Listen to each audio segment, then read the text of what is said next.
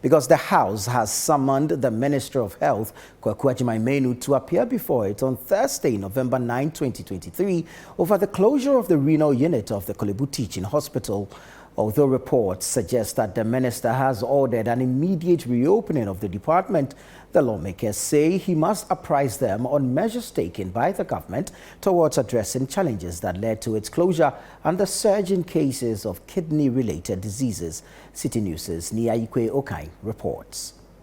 A total of 19 outpatients of the renal unit of the Korle-Bu Teaching Hospital have reportedly died after the unit was closed to them in May 2023 due to a 4 million Ghana Citi debt facing the department. Many Ghanaians and relevant stakeholders have expressed worry about the situation.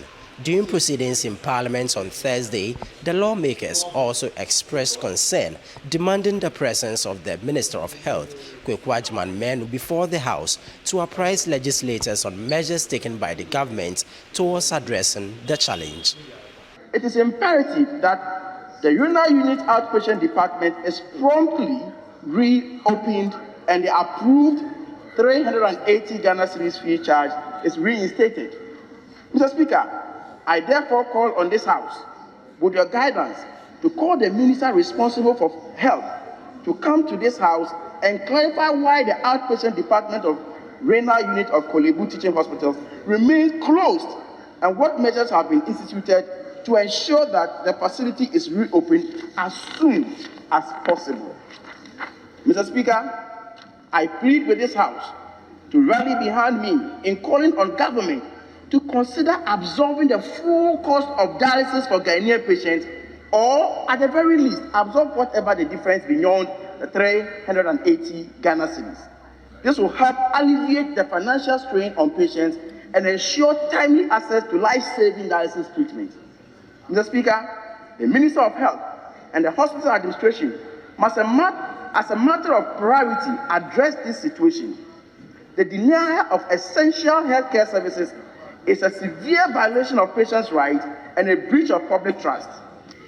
The issue of dialysis is now happening one too often in this country. It can happen to any of us, Mr. Speaker.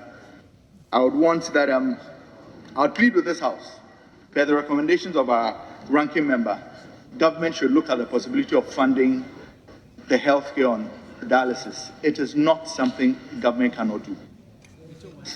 Some of the reasons being assigned for the closure of the OPD services in Korle-Bu is due to an outstanding payment of 4 million Ghana cedis. Mr. Speaker, 4 million Ghana cedis should not be the reason why we would not open up the renal unit in Korle-Bu. Mr. Speaker, on a daily basis in this House, we see tax waivers coming to this House on a daily basis for 1D, 1F. Mr. Speaker, I would entreat that we look at the possibility of granting tax waivers on all consumables for dialysis products, irrespective of whether they are government facilities or private facilities. So I fully associate myself with the call for the minister to be programmed to appear. That is something we cannot compromise on. He must appear. And especially in a matter about the lives of our citizenry, we can't take for granted. It can happen to any of us. And so I'm fully associated with that call. And it's not too late. The business committee, I see members of the business committee, the majority and the minority, we are both here. We can take that decision. It's about the lives of our people. Whatever it takes, he must appear. We must program him to appear and to brief us. Speaker, let me say that whilst the contribution was ongoing, I've done some checks. And I can confirm that I think about an hour ago, the ministry had engaged the media. One, because the minister has given directives that the center should be opened forthwith, immediately. The Korle-Bu renal unit should be opened immediately. And there are some other actions that have been taken. That is why I'm emphasizing the call. And Speaker, we need you to bless this call that the minister should be programmed to come and make this statement formally on the floor of Parliament. He can't sit in his ministry and engage the media and make this statement. He must come to the representative of the people and make this statement formally in the House. Is to appear before us on Thursday, 9th of November 2023, to come and brief us on the closure of the renal unit outpatient department and the upsurge of kidney-related problems in Ghana. I mean, the minister should come and tell us something. Almost everywhere, people are talking about the kidney-related problems. He should come and tell us if the NHIS issue can also be captured in relating to kidney-related issues. I mean, he should come and tell us and to the extent the whole nation.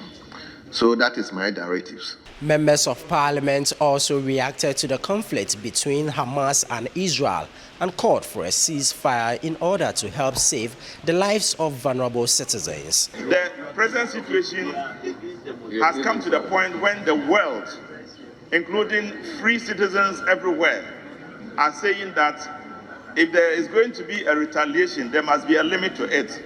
There must be respect for international law, as the penultimate speaker just mentioned, that whenever there is a response to a situation of self-defense, there must be a point at which you should respect international law. It is the reason, Mr. Speaker, we are calling on Israel and calling on the Palestinians to begin to respect international law and to begin to put a stop to the situation which we see on television and which is a panicking situation for the rest of us. Children are dying, sick people are dying, women who are pregnant and women who are carrying children, old women are dying, innocent people who have nothing to do with the war are dying. Mr. Speaker, it is time to begin to reflect that it is time to stop this war. Whatever happens in Israel between the Palestinians and the Israelis will also affect us as a people. We know majority of Ghanaians like to go on pilgrimage, especially Christians want to go on pilgrimage to Israel because they want to go to the Holy Land to experience, the journey of Jesus Christ throughout history. And therefore, Israel is a home to most Christians from this country. And therefore, anything that happens in Israel will affect majority of Christians who want to go on pilgrimage there. And therefore, calling on ceasefire, absolute ceasefire, or between the Palestinians and Israelis is in the right direction. Reporting from Parliament, my name is Ni Ayikwe Okine for Citi News.